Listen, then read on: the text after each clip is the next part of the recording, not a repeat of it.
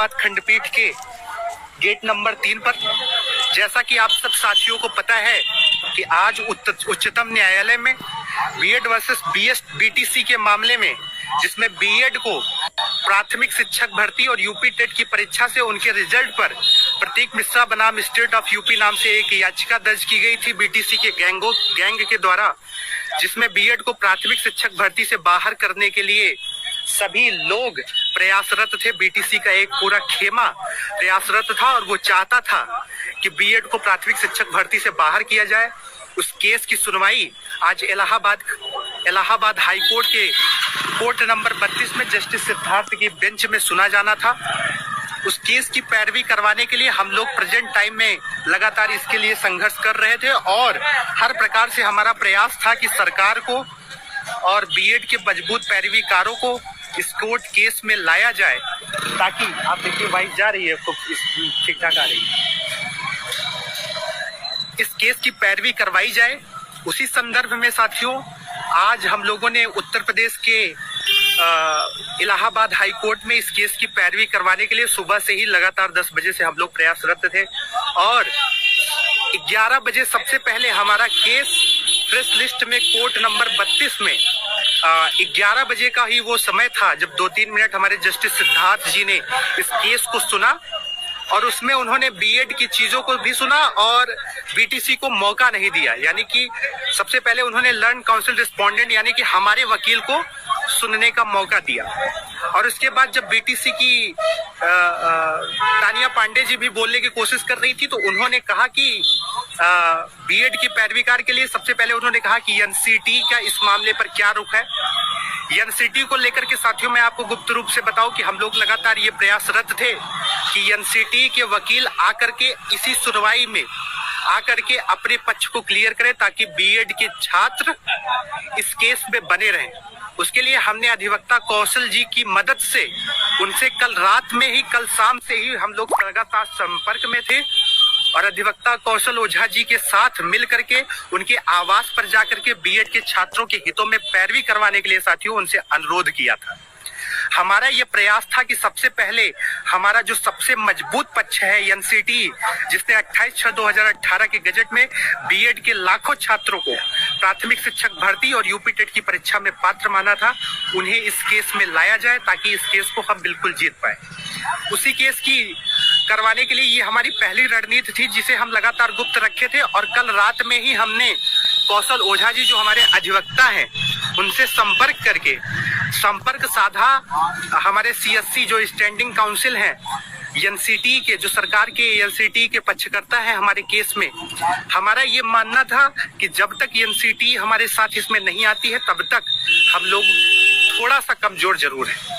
NCT के साथ आ जाने से और हर प्रकार की पैरवी करवा देने से, उसकी बढ़िया से ड्राफ्टिंग करवा करके वकीलों को खड़ा करवा करके बीएड के पक्ष में आज टोटल 4 वकील उत्तर प्रदेश की इस कोर्ट में खड़े थे। बीटीसी की तानिया पांडे जो उनकी अधिवक्ता थी, उनके बारे में मैं बता दूं साथियों, लंच के बाद 2 बजे से 4 बजे तक वो लगातार ये प्रयास कर रही थी कि आज इस केस पे वो लेकर के इस स्टे को हमेशा के लिए बीएड के साथियों को स्टे पर ले ले।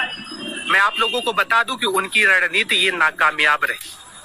वो चाहते थे कि जो इस केस पे अभी तक थोड़ा सा स्टे लगा है, यानी कि नेक्स्ट डेट ऑफ हियरिंग तक स्टे लगा है, उनका ये प्रयास था कि इस केस में हमें लगातार यानी कि फुल स्टे मिल जाए ताकि बीएड के छात्र यूपी टेट की परीक्षा में प्रतिभाग न ले पाए और उनके यूपी टेट के रिजल्ट पर रोक लगा दिया जाए ताकि वो सुपर टेट से न प्राप्त हो पाए।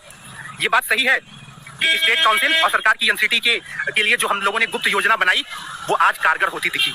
सीएससी की तरफ से धनंजय अवस्थी जी, जिनका मैंने फोटो भी अपने टेलीग्राम ग्रुप में शेयर किया है, साझा किया है, आपने देखा कि वो कोर्ट रूम में मौजूद थे और अग्निहोत्री जी जो साथी भानु यादव और साथियों के द्वारा और सभी लोग लगातार चर्चा कर रहे थे। आज बीएड की एकता कोर्ट में देखने को मिली साथियों। मैं 10 बजे से लेकर के सुबह 10 बजे से अभी कितने बज रहे हैं, 5 बज रहे हैं, ये साथी ये सब हमारे गवाह हैं।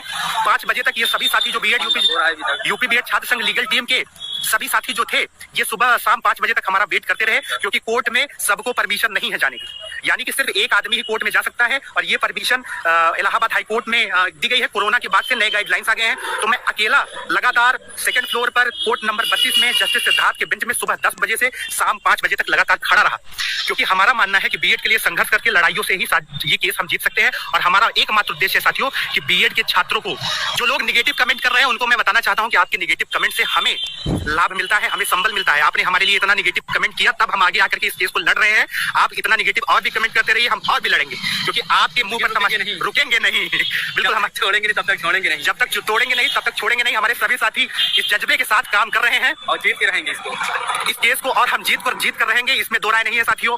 आज जिस प्रकार से एक मिनट रुक जाइएगा, हाँ, आज जिस प्रकार से हम लोगों ने इस केस की पैरवी के लिए 4 वकील जो बीएड के पक्ष में खड़े होकर के अधिवक्ताओं का एक पैनल खड़ा था कि हम इस केस की सुनवाई करवा करके सबसे पहले स्टे वैकेंट कराएं, उसमें हमें सफलता ये भी मिली कि हमारे साथ एनसीटी और स्टेट काउंसिल आकर के खड़ा हो गया। और इसके लिए हम लोगों ने कौशल ओझा जो अधिवक्ता है इलाहाबाद में, उनकी मदद से धनंजय अवस्थी जी के आवास पर लोगों को भेज करके, मुलाकात करके, उनसे संपर्क साध करके हमने ये प्रयास किया था कि उनसे बातचीत हम लोगों की हो जाए।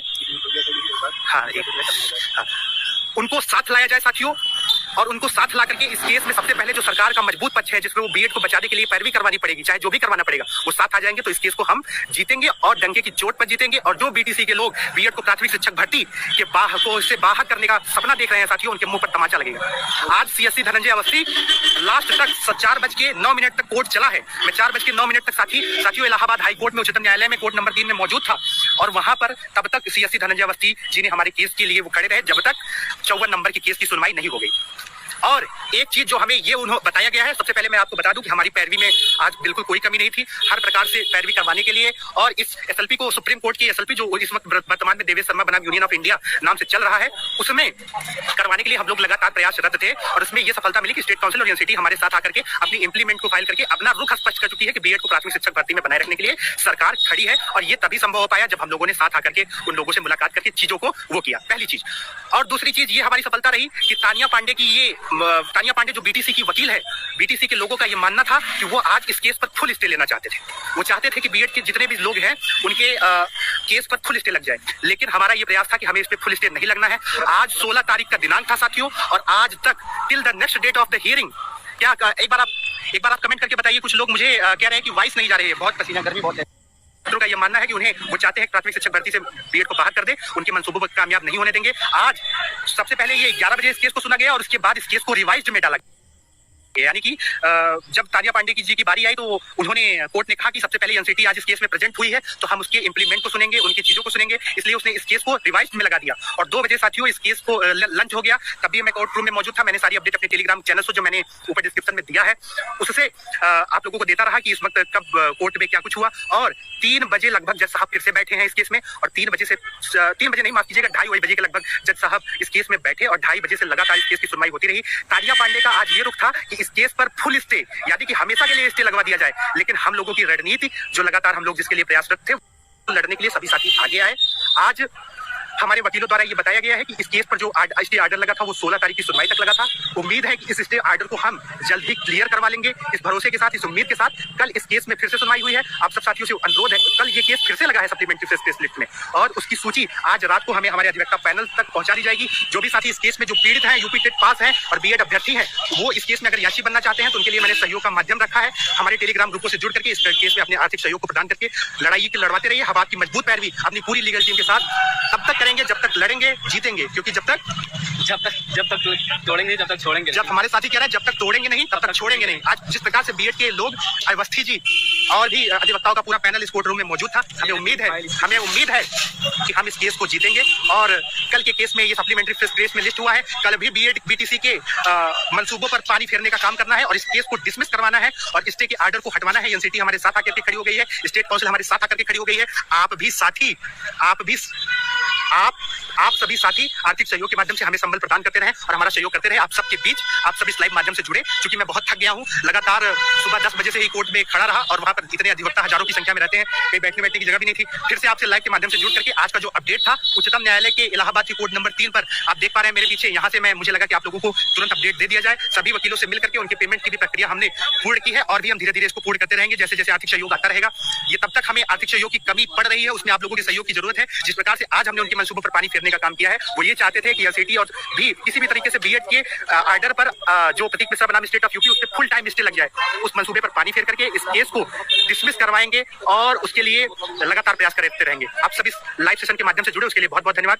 बहुत थक गया हूँ, बहुत कुछ बातें आप लोगों से करना चाहता हूँ। मैं थोड़े कमेंट्स लूंगा, उसके बाद इस लाइव सेशन को बंद करूंगा। इस जानकारी